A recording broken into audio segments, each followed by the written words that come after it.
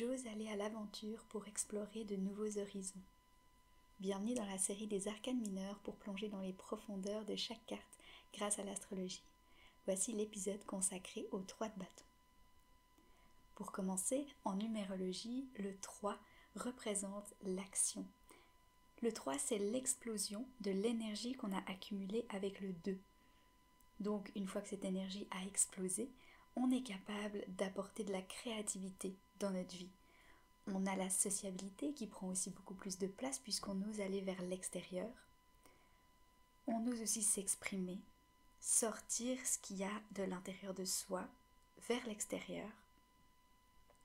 On a aussi une énergie d'adaptabilité, mais qui peut aussi tendre vers la superficialité. Et il peut y avoir une tendance à la dispersion. Concernant les significations générales du 3 de bâton, on a cette idée d'oser se lancer, comme une énergie du fou. Et on le voit notamment ici avec le tarot de Gaïa, qui nous montre réellement une énergie du fou. Si ça veut bien faire le focus. Allô, allô. Forcément. Hop, voilà. On le voit ici avec la carte du fou, qui nous montre à quel point c'est cette énergie d'aller vers l'avant, d'oser tester l'inconnu. Alors, cette carte, elle nous montre qu'on n'est pas porté vers le passé, parce que on est avec le regard et la direction qui va vers l'avenir. On voit aussi que le fait qu'on ne porte pas de gros sacs, mais simplement une petite bourse, ça montre qu'on garde que le nécessaire sans laisser l'expérience du passé nous plomber, nous rabaisser. On va laisser couler cette expérience et se laisser emmener par le flux de la vie. Nos expériences du passé ne vont pas nous alourdir ou nous définir. Avec le 3 de bâton, on vient vivre le moment présent et suivre nos envies, nos désirs, nos rêves et ce qu'on a envie de faire. Avec le 3 de bâton, on vient partir à l'aventure, expérimenter l'existence. C'est une énergie de Sagittaire. On vient découvrir la nouvelle possibilité que la vie nous offre avec douceur mais de manière alignée. On vient partir à la découverte de nouvelles choses, de nouveaux lieux, de nouvelles personnes et de nouveaux sujets d'études, notamment avec la philosophie de la vie ou des changements d'habitude.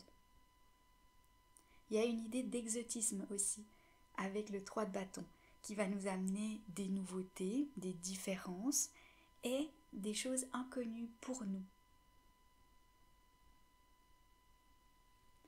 Mais finalement, ce qui est inconnu pour nous, c'est pas nécessairement ce qu'il y a de plus fou ou de plus différent pour les autres. Si on se concentre maintenant un petit peu plus sur l'astrologie, comme je l'ai dit, c'est vraiment une énergie de Sagittaire. Et donc, le Sagittaire nous montre que c'est important de partir à l'aventure. C'est important de voir aussi le positif, de se consacrer sur ce qu'il y a de beau dans la vie. Avec le Sagittaire, on vient partir à l'aventure, à la découverte. On aime partir en randonnée, au road trip, en voyage ou simplement voyager à travers les livres pour découvrir de nouvelles choses, parler de nouvelles philosophies, de nouvelles manières de vivre.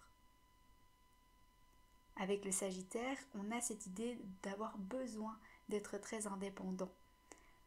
Parce que l'indépendance permet d'avoir des possibilités de partir à tout moment, dans des relations, dans des lieux différents, ou alors d'étudier de nouvelles choses. L'important avec le Sagittaire, c'est qu'il puisse suivre ses folies, ses idées, même si ce sera seul. Avec le Lion, qui est aussi le signe de feu du 3 de bâton, on va rester dans son identité, dans soi-même. Et c'est ainsi qu'on va pouvoir faire des découvertes alignées avec nous-mêmes, parce qu'on reste nous-mêmes dans nos découvertes, parce qu'on a confiance en soi. On est authentique, on est vrai, et on garde cet enfant intérieur en nous, peu importe où on est ou avec qui on est. Et finalement, avec le Bélier, on a cette idée de suivre son soleil intérieur. Avec le Bélier, on va croire profondément qu'on mérite et qu'on est capable de suivre notre cœur d'enfant, mais aussi notre cœur tout simplement. On est capable de suivre notre passion et notre feu qui vit en nous.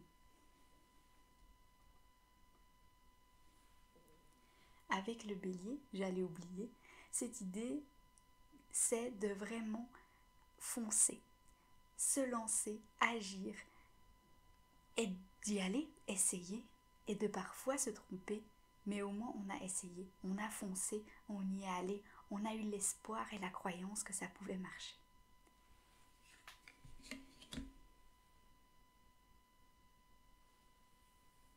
Si on est avec des tendances d'énergie d'eau ou alors d'air, on pourrait avoir tendance à réfléchir trop.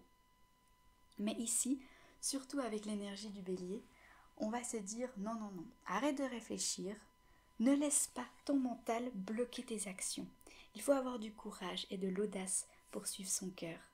Alors allons-y. Si on regarde l'énergie du tarot de Marseille ici, avec le 3 de bâton, on peut le lire dans les deux sens finalement, mais je crois que le bon sens c'est celui-ci.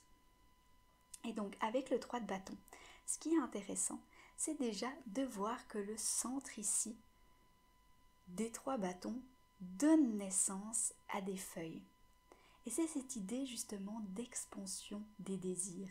Les désirs qui sont centraux ici, qu'on accueille en notre cœur, peuvent donner naissance à de magnifiques feuilles, de magnifiques projets qui prennent vie. Ça montre aussi ce désir de vouloir envahir le monde et de vouloir s'étendre et d'être en expansion vers l'extérieur.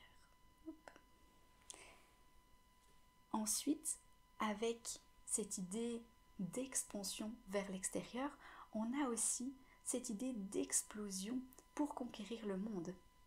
On ne sait pas nécessairement où on va aller, on n'a pas d'objectif précis ici avec ces feuilles et leur direction, mais on sait simplement qu'on veut aller voir. C'est finalement des germes qui ouvrent les graines sans savoir nécessairement quelle plante il va devenir.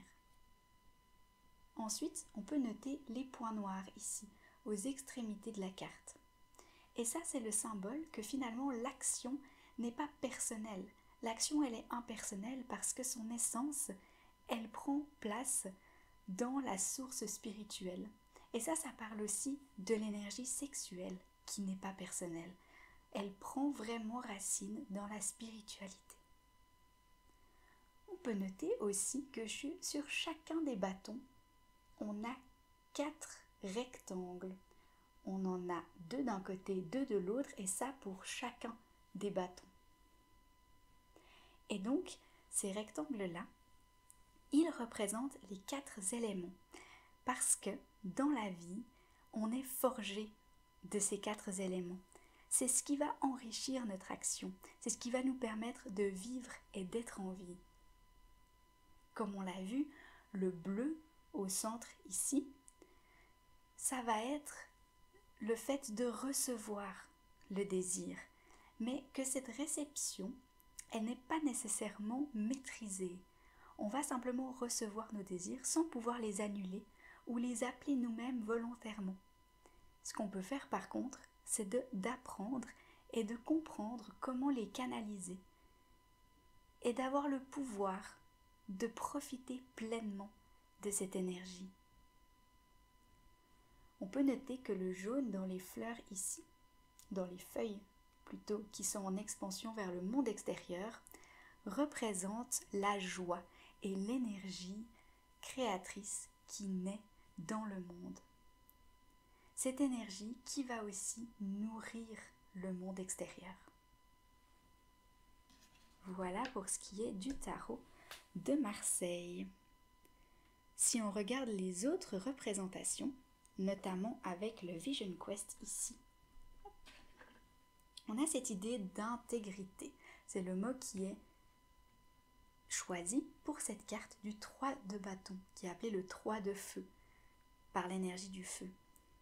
Avec l'intégrité, ça nous invite vraiment à vivre en étant nous-mêmes et de manière alignée avec notre cœur et nos valeurs. C'est ce que représente ce terme-là et qui nous invite à aller vraiment chercher notre essence et à l'exploiter pour être dans le monde, pour poser des actions et de vivre de manière intègre. Si on regarde autant dans le tarot alchimique, où c'est plutôt évident parce qu'il est vraiment au centre de l'illustration, le bateau ici, mais on le voit aussi dans le Rider-Waite-Smith original. Ici, on les retrouve sur la mer en train de naviguer. On les retrouve évidemment dans le After Tarot qui nous montre ce qui se passe après, mais on retrouve encore les bateaux ici. Et donc, le bateau, qui est plus présent ici, donc je le reprends, mais donc ce bateau, c'est vraiment l'idée d'aller conquérir de nouvelles terres, de nouveaux territoires et d'aller voir ce qui est encore inconnu actuellement. Alors bon, pour une vision moins coloniale de la chose, on peut imaginer que c'est vraiment l'idée d'oser aller là où notre cœur nous guide, sans avoir peur de l'inconnu ou de l'inattendu.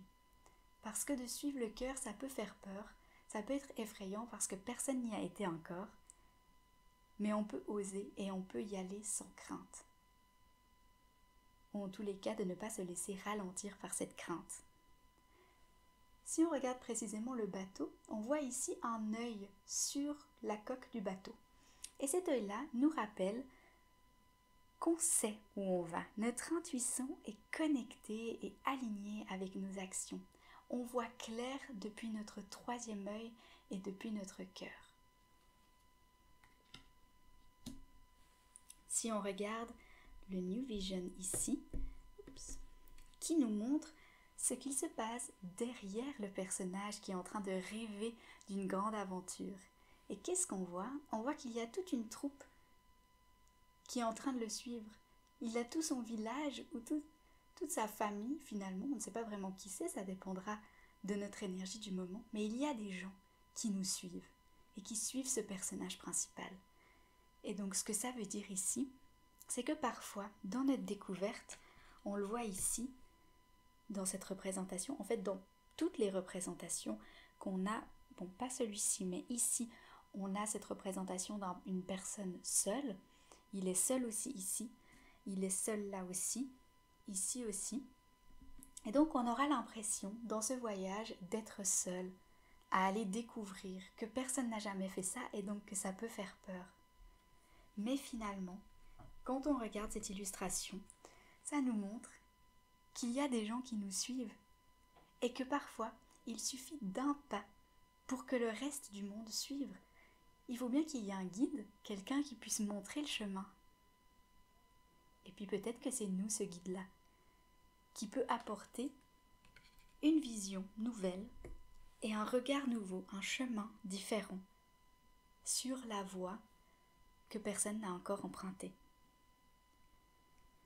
Alors ce qu'on peut voir dans le Lilifer Tarot ici, mais aussi dans le Fortune Tarot, c'est de voir un petit peu d'astrologie. Et donc ici, on voit qu'on fait référence aux mêmes éléments astrologiques. On a le soleil, qui est le symbole ici, et le bélier. Ils sont les deux utilisés sur cette carte. Si on va voir un petit peu plus précisément en détail chacun de ces signes, on aura donc le bélier.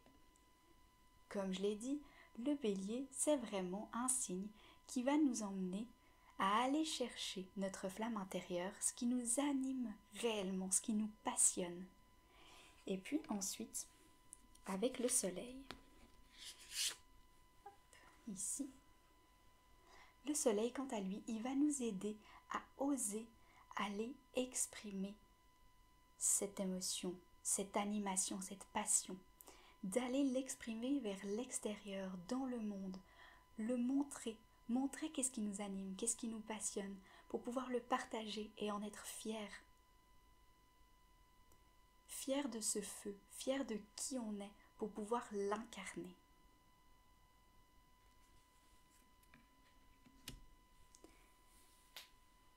Alors, avec ce 3 de bâton, on peut se demander, qu'est-ce qu'on ferait si on n'avait pas peur?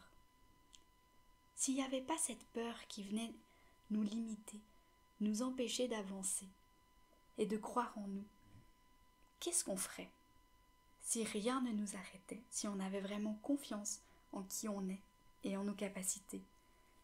Qu'est-ce qu'on ferait? Avec qui on serait? Où est-ce qu'on irait? Qu'est-ce qu'on dirait? Comment on s'exprimerait? Et quels seraient nos choix, nos décisions?